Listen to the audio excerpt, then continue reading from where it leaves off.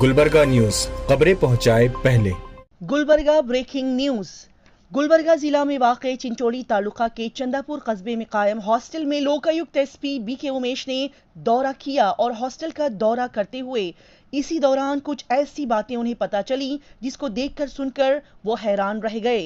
BK Umesh के अचानक hostel में पहुंचकर और वहां का दौरा करने से इस हॉस्टल के अमले और वार्डन सख्ते में आ गए, क्योंकि हॉस्टल में बच्चों के रहने खाने पीने का निजाम बिल्कुल भी सही नहीं था।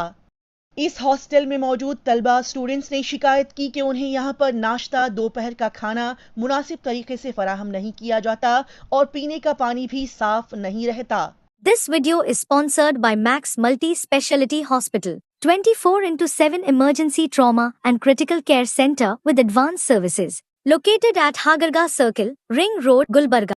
इस हॉस्टल में जगह जगह पर बेहिसाब गंदगी पाई गई, जिसको देखकर बीके उमेश ने अपने गुस्से का इजहार करते हुए हॉस्टल के ओहदेदारों को हिदायत दी कि वो फौरी तौर पर यहां की गंदगी को साफ करें और बच्चों को साफ सुथरा माहौल फराहम करें। लोकायुक्त एसपी बीके उमेश ने जब यहां पर बायोमेट्रिक हाजिरी किताब को चेक किया तो इसमें काफी उथल पुथल, फर्क और गड़बड़ नजर आई, जबकि बच्चों से पता चला कि यहां पर एक कमरे में 15 से 20 बच्चों को रखा जाता है।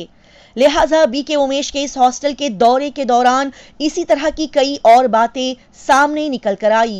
आइए देखते और जानते हैं गुलबर्गा न्यूज की ये स्पेशल रिपोर्ट।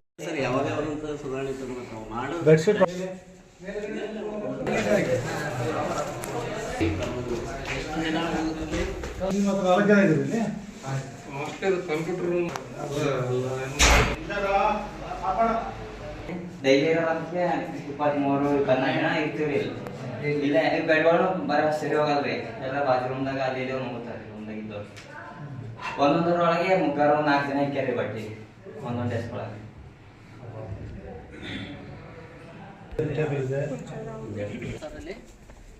ಜಲ್ಕ ಮಾಡ್ಯಾರಲ್ಲ.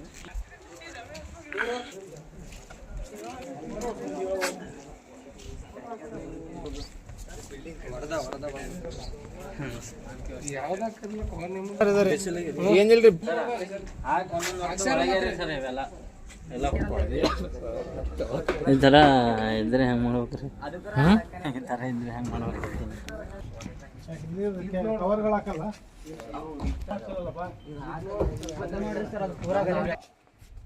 ಯಾರು ನೋಡ್ಕೋಬೇಕ್ರಿ?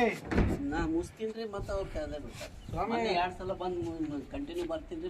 ಕ್ಲೀನ್ ಆಗಿಲ್ವಲ್ಲ, ಯಾಕೆ ಕ್ಲೀನ್ ಮಾಡಿಸ್ಬೇಕಲ್ವಾ? ಮಾಡ್ತಿದ್ದಾರೆ.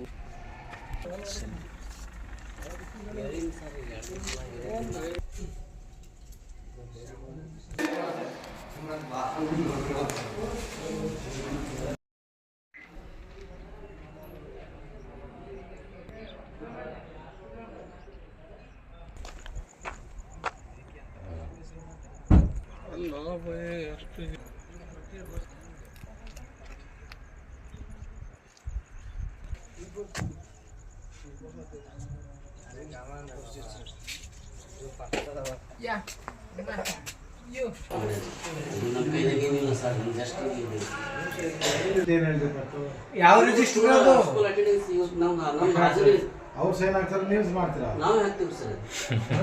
ನೀವು ಹಾಕ್ತೀರಾ? ಜಸ್ಟ್ 1 ಮಂತ್ ಆಯ್ತು ಸರ್. ನಾ ಜಸ್ಟ್ ಕೂರಾಗಿ ಮಾಡ್ರಿ, ಏನಿಲ್ಲ. ಸರ್ಕಾರದ್ದು ಬಯೋಮೆಟ್ರಿಕ್ ಡೀಟೇಲ್ಸ್ ತಗೊಳ್ಳಿ. ಹಾಂ, ತೋರ್ಸಿದ್ರಿ ಸರ್. ಅವ್ರು ಮಾತಾಡ್ ಅಂತಾರೆ.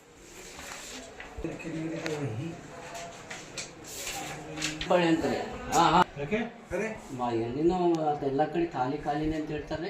ಈಗ ಖಾಲಿ ಆದ್ರೆ ಅಷ್ಟು ಜನ ಕೆಲಸ ಮಾಡತ್ತಾರಲ್ಲ, 5-6 ಜನ ಅದಲ್ಲ. ನಾಳೆ ಅವ್ರು ಹೆಚ್ಚು ಕಡೆ ಮಾಡೋರು, ಫುಡ್ ಅಲ್ಲಿ ಸರಿ ಮಾಡಲಿಲ್ಲ, ಏನೋ ಆಯ್ತು ಪ್ರಾಬ್ಲಮ್ ಹುಡುಗರಿಗೆ, ನಿಮ್ದು ತಲೆ ಕಟ್ಬಿಡೋದಾ?